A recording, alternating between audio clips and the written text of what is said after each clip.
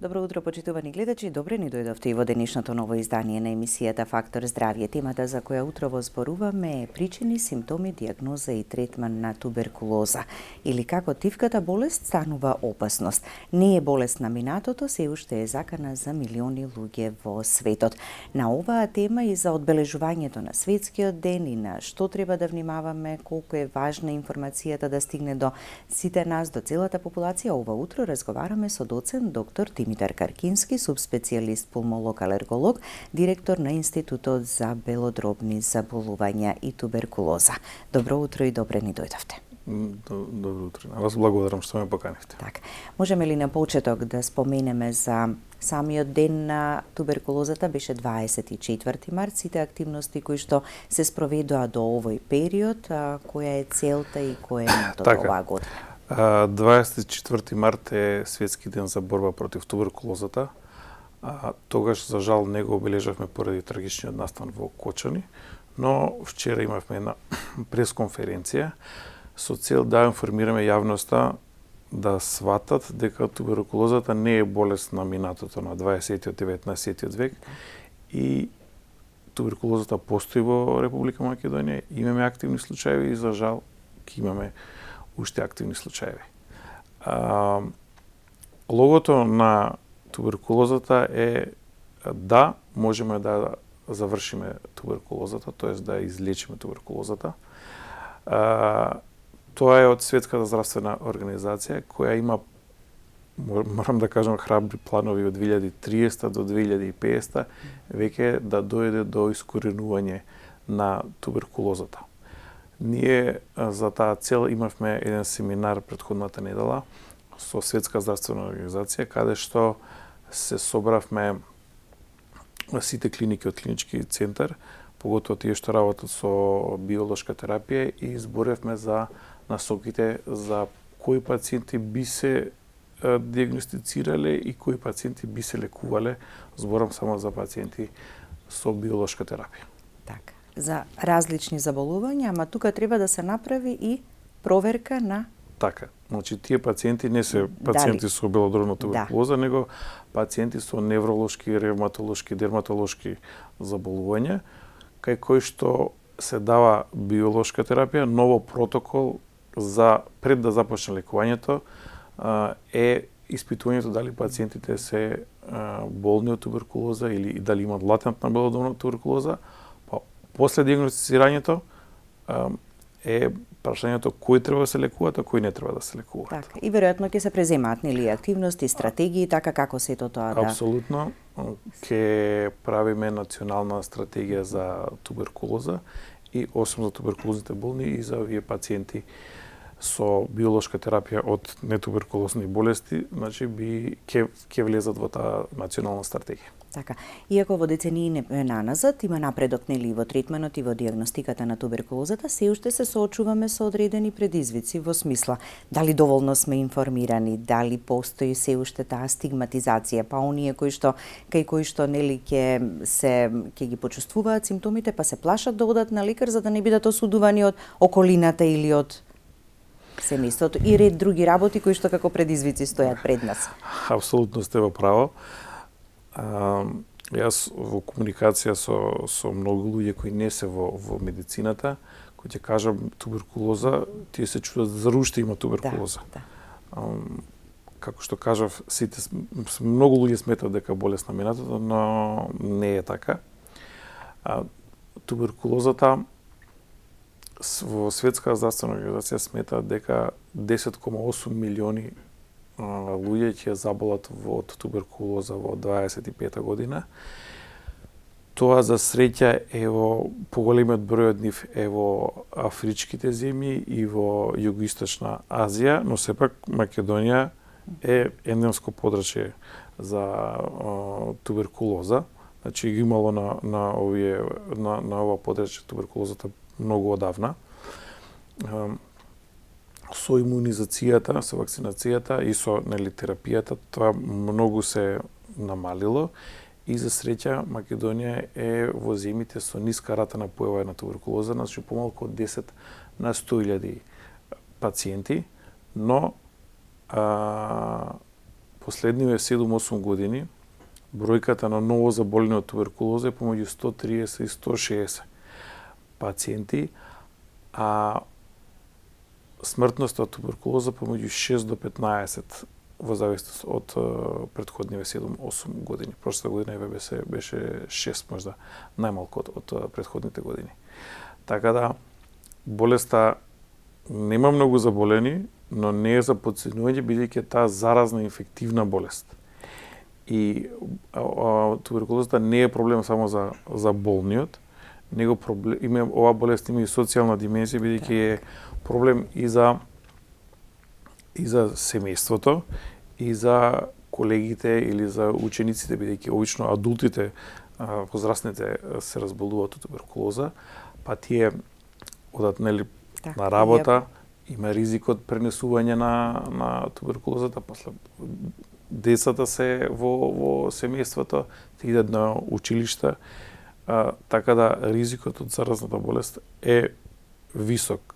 За среќа, не е како ковидот или како инфлуенцата, и треба малку подолго време да бидеш во иста соба, во затворена соба со болен од туберкулоза, повеќе сати за да се пренесе или повеќе денови, па тогаш имаме веќе ризик од туберкулоза. Обично, кога еден брачен пар се разболува, често знае да дојде после неколку месеци и другиот брачен пар позитивен со туберкулоза.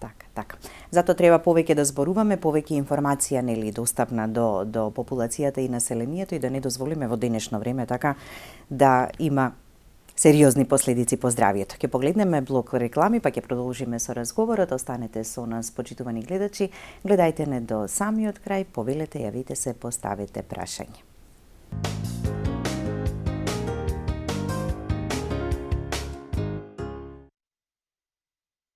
Со доцент доктор Димитар Каркински, субспецијалист пулмолог, алерголог, директор на Институтот за белодробни заболувања и туберкулоза, зборуваме за оваа болест. И доктор Димитар, каква заразна болест е туберкулозата?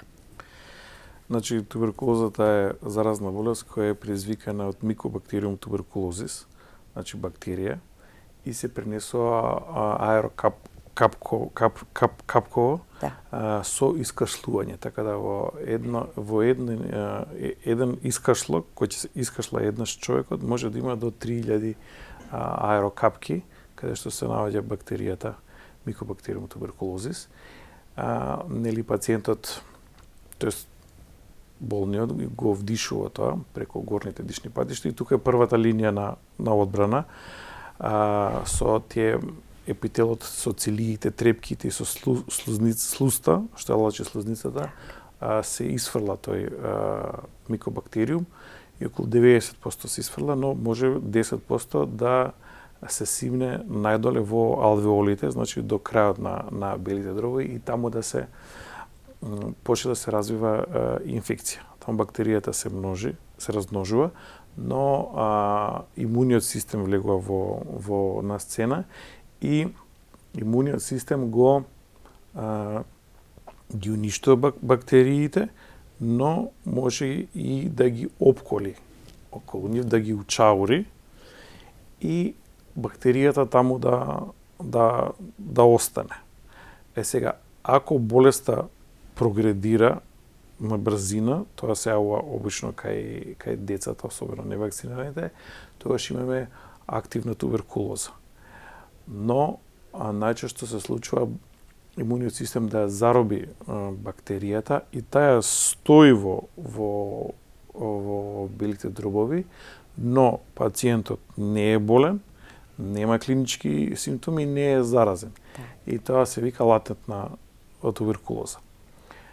Сега, Светска здравствена организација смета дека 1/4 од популацијата на човештвото е со латентна белодробна туберкулоза, така да од 8 милиарди, 2 милиарди жители на планетава Земја имаат латентна белодробна туберкулоза, но таа не се активира од 90-95%, може никогаш во животот да не се активира, но мал процент од 10 до 5 може да се активира и да стане активна туберкулоза. Така, и да премине во сериозна состојба веќе, така? Да. Да. Така да. Имунитетот и ред други веројатно фактори, така, кои што влијаат тука состојбата од латентна да премине во активна. Така. Значи, кога ќе се намали имунитетот, дали од други болести или како старееме имунитетот се намалува, тогаш знае да се активира туберкулозата. Ризични групи за појава на туберкулозата, за жал, туберкулозата е болеста на сиромаштијата. Значи, сиромашни луѓе, бездомници, недобро ухранети, се ризик, наркомани, алкохоличари, потоа ХИВ пациенти, за среќа, мислам, светските статистики кажуваат дека има многу зголемен ризик од кај пациентите со ХИВ да се здобијат со туберкулоза и тоа е смртоносна комбинација. Но за среќа последни неколку години немаме смртен случај во Македонија од ХИВ и туберкулоза, а и немаме и многу такви заболени. Потоа луѓе во затвор, од психијатриски болници, тие се ризична група и ние за таа цел имаме примерна превентивна програма на Институтот за белодробните заболувања, каде што одиме со флуоробус и во затвори и во психијатриски установи и ги сликаме. Се проверува или ги Да, и сликаме затворниците или пациентите. Тоа што сакам да кажам, овие се ризични групи, но сите мислат дека туберкулоза има стари луѓе во планински села. Напротив, не е така. Имаме и млади пациенти и тоа од градски средини. Ризик факторите се едно, но туберкулозата не бира, така да не ги делиме на градски или на селски. Напротив, за жал болеста се јавува и во градските средини. Така, затоа треба и да сега следно ќе зборуваме и за симптомите, само да го слушнеме гледачот и неговото прашање. Добро утро, повелете. Добар ден. Добар ден. Го замолувам докторот да ми објасни. Имам 83 години, имам слабо срце. Не кашлам, но ми иди да искашлам шлајм. И малку ме наболуваат плуќата, за срцето пијам нивел, а докторката ми написа за плуќата аминофилин. Имам последица од ковидо, некоја засушена дамка, флека на плуќата. Зашо се работи, не ми е јасно, го замолувам. Добро, ви благодариме за јавувањето. Ајде, за проблемот кој што ете на белите дробови се појавува. Кашлицата не доаѓа само од белите дробови, може да се кашла и од синуси, и од алергии, и од срце, и од гастроезофагијален рефлукс, но често и прв симптом кај срцева слабост е кашлица. Кажа гледачката дека има, значи тоа прво треба да се регулира. А ова флеката, тоа е малку широк поим флека, тоа треба да направи рентгенграфија. Ако имала тогаш во ковидот, можда било и поминало. Можда останало како некое фиброзно ткиво, како некоја лузна останало. Но флека треба да се доиследи. Треба да дојде на Институт за белодробни заболувања или на клиниката за пулмологија, да направиме контролен рентген и да направиме спирометрија за да го измериме капацитетот на белите дробови. Обично, кој е намален, тогаш докторите даваат аминофилин или некои спречиња како за астма или за хронична обструктивна белодробна болест. Така, да. Во секој случај треба уште дополнително нешто да се доиспита, иако веќе си прима одредена терапија. Во поглед на симптомите, какви се и кои се, како едни главни, така најчести, но веројатно има и дополнителни некои, што не смееме да игнорираме. Се извинувам. Вака, главни симптоми кај туберкулозата се прво сува кашлица, кој што никој не обрнува внимание, особено пушачите, сите мислат дека кашлаат од цигари, и туберкулозата е диференцијално дијагностички многу блиска со карцином на бели дробови. Така да имаме сува кашлица која покасно, после неколку недели може да стане продуктивна, да има искашлок шлајм, а ако напредува туберкулозата и повреди некој крвен сад, потоа ќе имаме искашлување на крв. Тоа е во однос на кашлицата. Имаме ноќно потење, имаме слабење. Тие се главните симптоми на туберкулозата. И сега не се специфични симптомите, не ги сваќаат пациентите толку сериозно, толку сериозно заитно да се јават на доктор, но секоја кашлица што трае подолго од 3 или 4 недели, треба да се пациентот да се јави на доктор и треба да се направи рентгенографија на белите дробови. На рентгенографијата би се виделе некои поопсежни промени, кога збориме за туберкулозата, би се видели и за тоа треба малку подолго време. И пациентите обично се јавуваат кои ќе почнат да искашлуваат крв. Крв, така. Тоа е најстрашниот момент. Тоа е најстрашната. Се извинувам, и не е само туберкулозата, кажавме, ова се симптоми за карцином на бели дробови, може да биде и бронхиктази, али тогаш се јавуваат и тогаш започнува дијагностиката.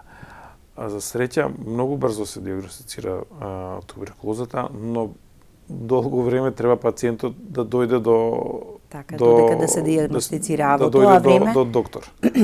Веќе се извинувам, бил заразен, така? Бил заразен и може да шири заразата. Затоа ние рачунаме 3 месеци наназад од кога ќе дијагностицираме туберкулоза, да видиме со кои луѓе контактирал, што контактирал и каде имал тој можност да ја расшири туберкулозата. Така, да. Откако веќе ќе се дијагностицира, какви се протоколите за понатаму за третман? Веќе начнавте и почнавте нешто да ни спомнувате. Значи, прво ја дијагностицираме со микробиолошки наод на искашлокот, со директно боење кои ќе се видат таму дека има туберкулозни бацили, тоа веќе заразен, многу заразен пациент, тој веќе шири заразата. Имаме помодерни и PCR методи, ELISA методи со кои го детектираме и директно или индиректно постојањето на микобактериум туберкулозис. Нели нормално се прави рентген, може да се направи компјутер на бели дробови и откако ќе се дојде до дијагнозата, што кажувам дека брзо се доаѓа до дијагнозата визави доаѓањето на пациентот од почетокот на симптомите додека дојде пациентот. Тогаш се започнува лекување кое е во трајање од 6 месеци. Првиот месец на пациентот му се предлага да лежи хоспитално се лекува од туберкулозата и 1 месец се лекува со четворна терапија и после тој месец пак пациентот дава искашлок да се негативизира искашлокот, значи дека веќе нема туберкулоза во искашлокот и во спутумот и веќе не е заразен. После тоа го пуштаме дома и пациентот после продолжува да се лекува уште 5 месеци, значи 6 месеци вкупно, но има и режими каде што може и 9 месеци и 1 година да се лекуваат пациентите од белодробна туберкулоза. Значи во болница, во хоспитализиране, така до моментот додека не се покаже дека веќе не е присутна, да, ама многу е важно и потоа кога ќе биде во домашни услови и цел тој период кој што го препорачувате, така терапијата да не се прекинува, редовно да се прима, бидејќи само на тој начин така ќе може да се излечи комплетно. Тука е проблемот, зашто што пациентите не го доследуваат режимот од 6-месечна терапија и затоа после, не често, но има после релапси, сме го пуштиле негативен, бил подвар, прекинал да зема терапијата и после се враќа пак позитивен. Како повторувачки. Со поголеми оштетувања на белите дробови. Тоа, за жал, доведува до појава на резистентни соеви на туберкулоза. Тие многу тешко се третираат и тие треба 9 месеци или 12 месеци со други лекови за мултирезистентна туберкулоза, кои не се ни ефтини и се скапи. Така да, апсолутно режимот од 6 месеци мора пациентот да го истера. Така да. Во поглед на членовите на семејството, кога веќе ќе биде хоспитализиран пациентот, какви се протоколите и препораките за најблиското обкружување? Дали треба да бидат изолирани? Што се прави, как? Ние ги викаме контактори. Да. Кога пациентот излегува позитивен, земаме податоци од пациентот, од неговото семејство и семејството, мажот, жената или децата обавезно се викаат на преглед, каде што исто и тие прават, остават искашлок, може да прават директни и индиректни тестови. Ако се негативни, се следат понатака дали меѓу време ќе се развие туберкулоза или нема да се развие. Така да, тоа е протоколот, но за жал, како што кажете, стигматизмот од туберкулозата е голем. Так. Стравот и срамот да дознае околината, Особено кај децата, па така родителите, морам да кажам дека нема добра соработка со родителите. Ти не сака да ги носат децата на преглед. Така да, и тоа е еден од проблемите. Затоа информација буквално до секого од нас, така сите да знаеме што е туберкулозата, што доколку се разболи човек и така на тој начин заеднички така ќе делуваме во искоренувањето, полека. Имаме гледач на линија, да го слушнеме прашањето. Добро утро, повелете. Добро утро, ако сум јас на линија. Вие сте, повелете. Поздрав до водителката и до докторот. Ви благодариме. Пред короната усетих некоја кашлица тешка, во тоа кашлање имаше крварење. И бех кај докторот, кај лично ќе го поздрави, и бех задоволен од него тогаш. После се беше ми направено там што се врши по така, испитување по протокол. Испитувањето сите. И после побег добар. И на короната се повтори пак. А требаше да идам на контрола кај истиот доктор. Тоа се мина години и повеќе, некак добих термин. По тој термин докторот беше се вика со резултатите да дојдеш на контрола. Го најдов во кабинетот, докторот ми рече дојди на термин. И до денес, тоа 3-4 години не сум бил на контрола и остана ми тешка астма, бронхит и ни на контрола до денес така сам. Так, ќе се обидете веројатно повторно, така преку мој термин за да си закажете преглед на клиниката за пулмологија, така доктор Каркински или и моле на Институт за белодробни и на заболувања. Институтот за белодробни термини за Институт за белодробни заболувања, пошто ние повеќе термини имаме, послободни него од клиника за пулмологија. Така, докторката сакаше и по приоритетен упут да ми испрати, не. Еве ќе се обидете уште еднаш. За институт ќе побарате. Да. За Институт за белодробни заболувања и туберкулоза, тоа е главниот назив, така не значи дека знаете и самото име така некогаш страв прави кај пациентите, зошто да одам на институтот да проверувам нешто. Еве, препорака до вас, таму ќе имате повеќе слободни термини и сето она што како проблематика го чувствувате ќе може да се испита. Така, ви благодарам. Мен ме саветува матичниот доктор, јас не знам тие процедури. Така, да. Преку матичниот доктор повторно ќе се обратите и се надевам дека во најбрзо време ќе успеете да го направите прегледот. Следува уште еден блок реклами, почитувани гледачи. Во продолжение останете и понатаму со нас и следете ме.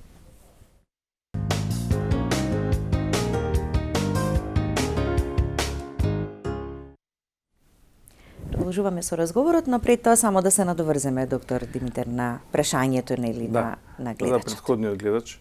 Значи, не мора значи дека секој искашлување на крв е или туберкулоза или карцином.